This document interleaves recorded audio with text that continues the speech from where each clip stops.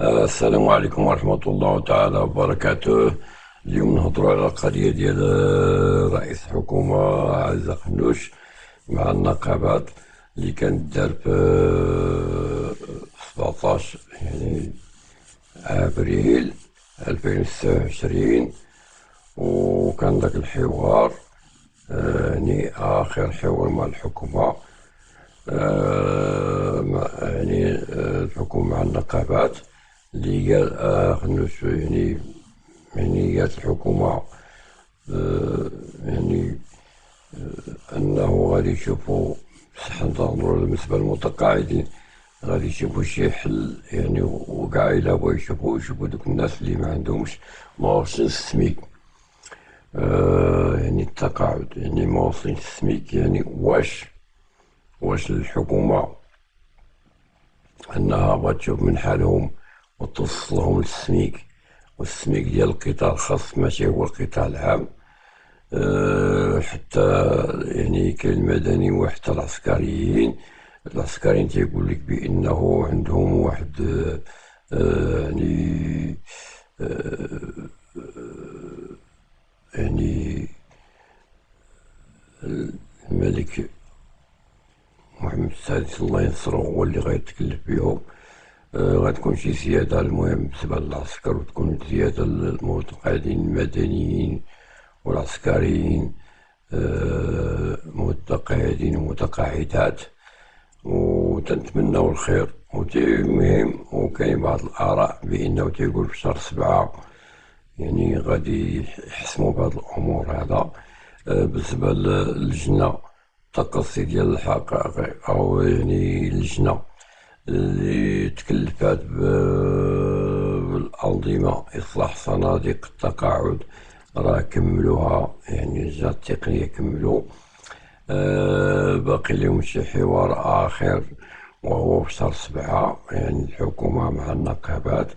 النقابات تقول بأنه تحتاج وغادي دير يعني احتجاجات يعني في 28 و 24 يونيو، يعني على هذا الشيء بأن الحكومة ما استجابت لهذه المطالب، ونشوفوا الحكومة الرد ديالها كيفاش غادي يكون.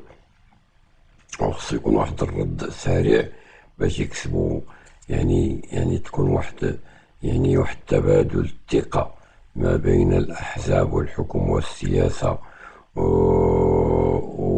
وعامة الناس، وخصوصا هاد المتقاعدين اللي فناو حياتهم فناو شبابهم، وفي الآخر تيلقى واحد التقاعد هزيل لا يثمن ولا يغني من جوع.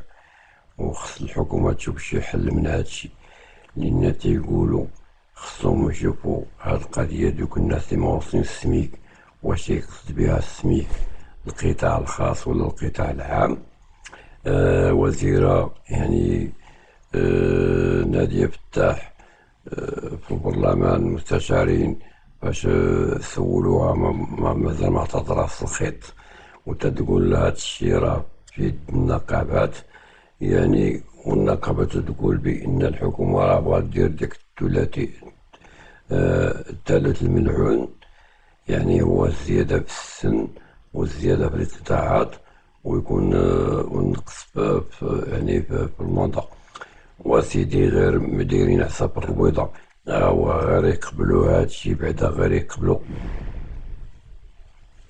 يقبلوا واش الناس دابا 60 سنة راه هما تيدورو باقيين فيهم ما يخدم.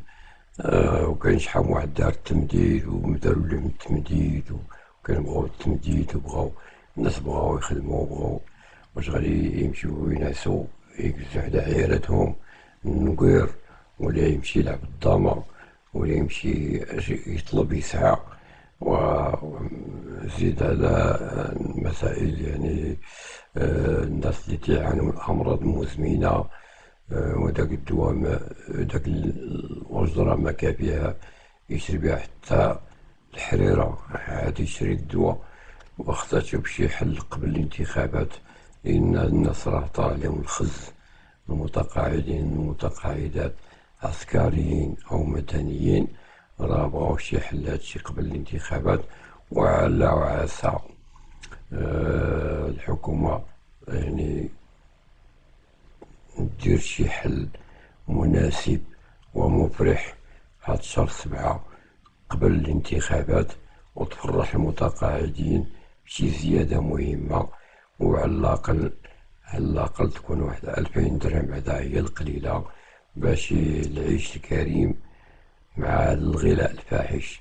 يلا باش يتكافى يفرحوا الناس ويمشي يجريو مع البجر يصوتوا. هادشي اللي بغيت نقول. السلام عليكم ورحمة الله تعالى وبركاته.